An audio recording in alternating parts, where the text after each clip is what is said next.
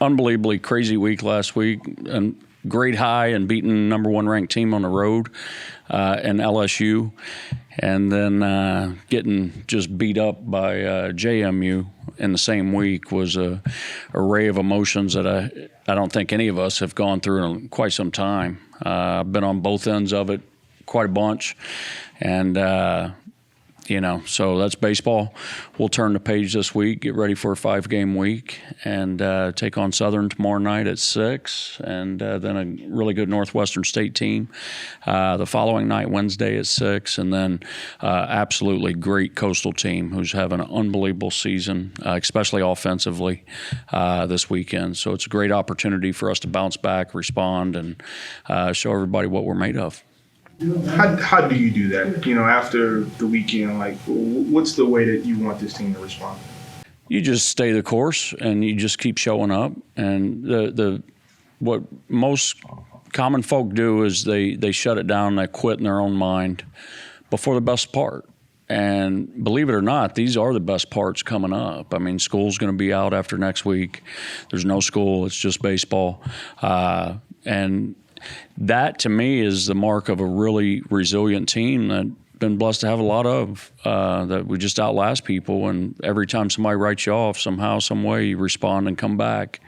And you do that by just keep showing up, working, trusting the process, and playing your best baseball when it matters most. Harder to get to sleep after a big win like LSU, or tougher to get to sleep after losing like that? Most certainly after big wins or championships. I think that cost us in 2014. I really do. We absolutely got after Ole Miss in that first game of the Super Regional. I think it was 9-2, and it was a lot worse than that. And I don't think any of us went to sleep because you're going to Omaha, right?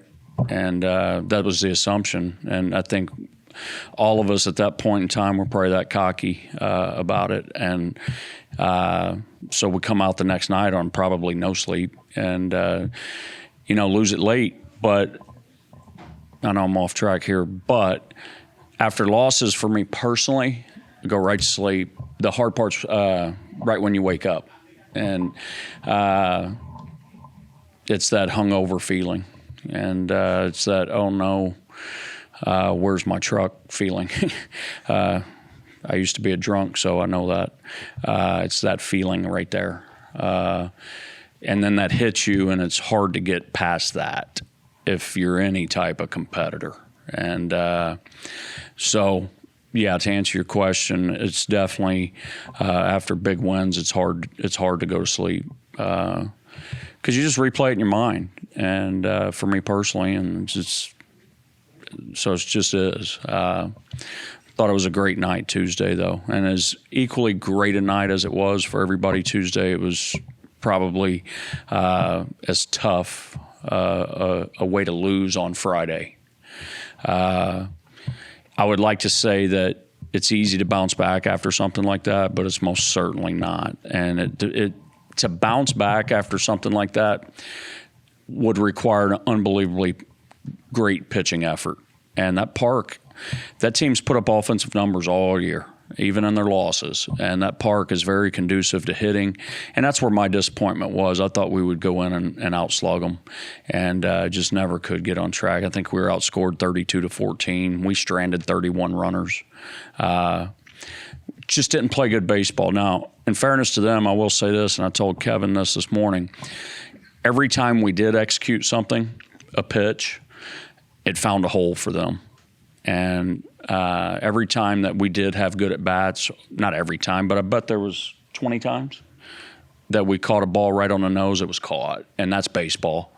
And then they capitalized by riding momentum, and we didn't do anything to stop it. And that's how things get out of hand. Now, I've been swept a lot, and I hate saying that, but I have, and been part of teams that have. And by no means is it the end of the world.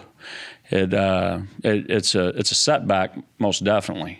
But I can remember in 2017, the team that everybody's heard about, the Sam Houston Bearcats, almost went to Omaha. I think we got swept 3 times coming down the stretch. And it's just about resiliency and believing in yourself, even if nobody else does. How beneficial is it for you guys after that series that your next series is Coastal, which is a big opportunity to really get further toward your goals. It could be anybody. We just need to play good baseball, right? We have 4 conference series left. We need to play really good baseball. We have had a downward trend in conference games since our sweep at Marshall. And, we need to get back to playing well in this league. We need to get back to out-competing opponents and playing with a lot of intensity and intent and the things that make us good. Do you like after a weekend like that to have a 5-game week to kind of, I guess, lick the wounds, for lack of better words? Yeah, and I'll say it again, I wish we had a 5-game week every week. And that's the beauty of baseball, especially at the next level, is it's every day. And so, you may get swept. The Astros will be swept this year if they haven't been swept already. They'll probably be in the World Series. But they're going to have a game the next day. If not, they'll have one day off and they're going to have a game the next day.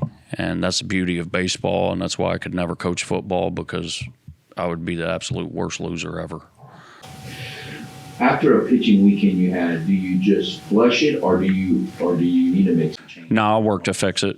Me and Ted will work to fix it. And so right now, for the foreseeable future, I'm probably going to pitch by committee every game, and I don't care if that game's against LSU, Coastal. To go to Omaha, I don't care right now. It could be against Southern. We'll pitch a certain amount of guys in order, and I'll stick to it. I think that'll give us a chance right now to get through some of the struggles that we are having, and I'll be able to pitch some of our better guys on multiple days. You mentioned Coastal success. I'm sure you've seen a little bit of them. What has made them so good this year, maybe relative to the last few years for them? Well, they're always pretty good, and I say that, I'm downplaying a little bit. They're always real good, and the lineup is long, and it's relentless, and it's a little bit of everything. They can run, they can hit for power, they can execute. They play with a lot of intent and swagger and attitude, and it's a good looking ball club. So essentially, you're going to have an opener all the time. Every inning. Yeah, maybe you have a guy go 2. I don't know, but I think you guys have known me well enough by now to know I'm not going to watch the same stuff over and over and over. We'll adjust, and look, this isn't unprecedented. There's case history for this type stuff, and there's been some really good teams go to do this. But for at least the next week, going through this week. Now we're off next week, right? For at least the next week, we will pitch in line shifts, if you will. What's the difference in Connor Higgs right now and the Connor Higgs of maybe last year? Confidence. That's it. Same player. That is one unbelievably bright spot that we have going right now. Is what a lot of people don't know is pound for pound, he may be the most talented guy on the ball club as far as projectable body, power, run tool, left-handed, can really defend in the outfield. One thing he doesn't do is throw, but that's about it. But he's, Connor, he's grown up with me. Me and his dad's one of my best friends. We're both from Texas City. Kid's like a nephew to me. And, some of his maturation process has been intentional as well. I haven't wanted to rush him into things, and he hasn't played aggressive enough for me at times. And I think a button was pushed or a light bulb went off when he hit that game winner the other day, and he's just been a different kid since. And I knew, and I've always known that was in there. And now we're getting to see that. And the ball he hit yesterday was unreal. But if you're going to do what you're talking about down the stretch, and the offense is going to have to carry the load, it seems like, for a fair amount of it. Well, the offense has been in a position where it needs to carry the load regardless. And that was my disappointment this weekend. Is I don't know, Kevin, that you'll find yourself in a more hitter-friendly environment. Just the way that thing was carrying and the dimensions. And yeah, we capitalize at times, but we really didn't. We needed double digits every game, and that should have been doable, and we didn't. At the end of the day, that's on me. You know, we've got to be better prepared, and we've got to come up clutch, and we've got to play aggressive, and we got to do the things that make us us. And but it all starts on the bump, and we can't continue to set tones the way that we've been setting them. Okay, everybody good? Which pitching starting tomorrow is like? Don't know yet, but it'll be multiple guys. Be multiple guys the next night. Be multiple guys Friday.